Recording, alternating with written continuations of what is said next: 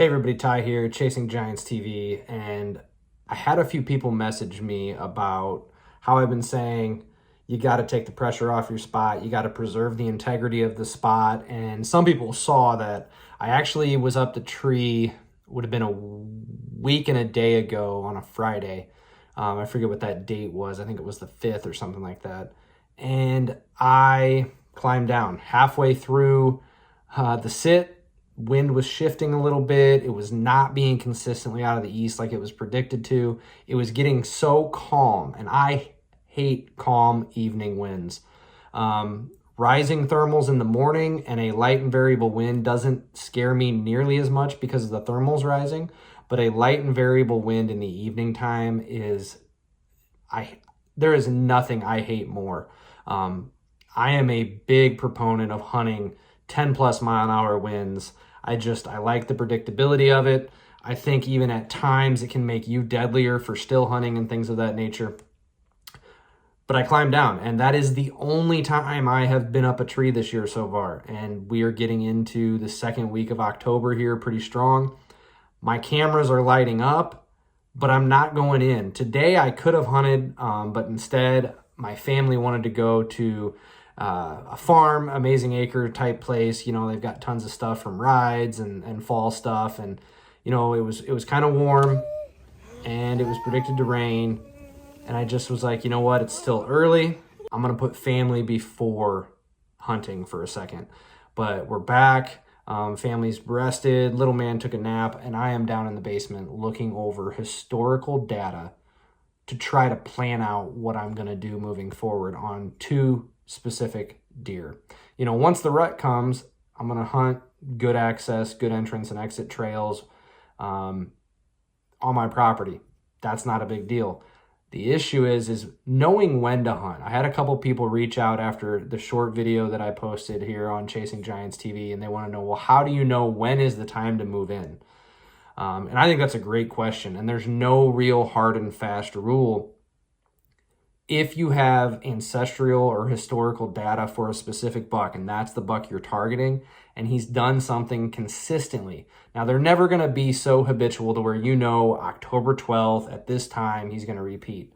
But as you watch deer that are mature, they tend to repeat their behavior within a few days, a week at least, you know, a 5 to 7 day window. I had a buck that we hunted at another property that we now have lost, that every single year, at least 3 days prior to Christmas and 3 days after Christmas, this massive mature buck that I called Godzilla would come through. He was so consistent. He did it for like 4 or 5 straight years. And there was one day I remember it was blistering cold and I was like, the wind was good, and I chose to stay home instead of go sit a spot over there, and I would have had a chance at him. So that's number one. If you have the historical data and the consistencies and you're tracking it, if you understand Excel and you can make spreadsheets, one of the best ways that I've done it is, you know, have different columns for the different bucks, camera locations, properties, and you can begin to filter out all those things by date.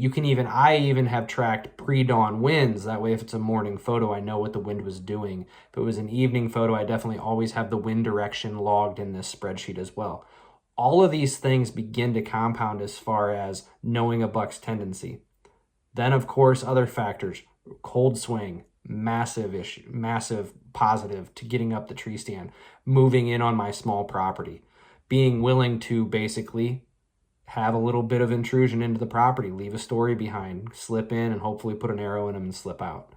So historical data, cold fronts, drop in temperature, getting into the late pre-rut. I really don't try to start hunting October mornings until the date starts with a 2. And even then, it's got to have some other cold front swings. After a storm, I really like hunting after a storm. I want all of these different factors to be present before I start going in. And I have stands that kind of will be hunted a little bit more early because I have a foolproof entrance and exit. It's a spot that I would be shocked if a deer would be busted walking my entrance and exit trail. It's that foolproof. If you don't have a foolproof entrance and exit, or there's a chance they could back when you come in behind you or something like that, you probably want to wait. And it is not a big deal. The season is long. So those of you with limited time, limited access, be tracking all these things. Try to see the correlations year to year. I even track moon phases. It's been argued in a lot of different ways. I don't necessarily believe it's a hard and fast rule, but I have definitely had some bucks that when I start tracking when they were moving, when they were visible, when they started their seeking, moon phases seem to play a factor. And then the last thing I will say is try to track each year on your small piece when you start seeing the first signs of chasing, because historically I have had does that seem to come in earlier than most, might only be a week early or later in the year. Obviously, your smaller does, once they get to the weight, they may come in late in the season, but I'm talking your older does, they're going to cycle for the most part around the same time. And if it's usually right around the first week of November instead of the second week of November and your property starts getting hot, and that's the move-in time. But you build up all these historical things in your favor, and when you start seeing a bunch of them being yes, this box is checked, this box is checked, that's when you start moving in. That's when you know it's time. And that's when you start using your vacation time. If you're like me, you don't have the luxury of a job that just lets you climb the tree. I used to have that. It was amazing. I could be a much more lethal hunter if I had that. But a lot of guys were asking, so I figured I'd sit down since I wasn't up the tree, explain to you at least on the surface level some of the things that I think about.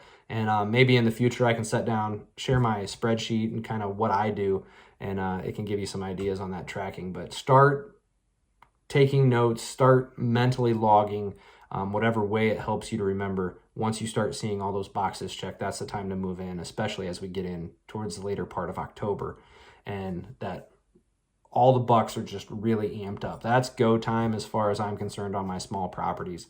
And I've protected them since then, and the deer feel safe. They don't feel hunted because of how I'm going about hunting my properties. This is Ty. God bless. Good luck out there. Give Chasing Giants TV a follow. We've already got a few deer on the ground. Brandon Epperson's episode was amazing. I look forward to Don's, and there's going to be many more, I'm sure.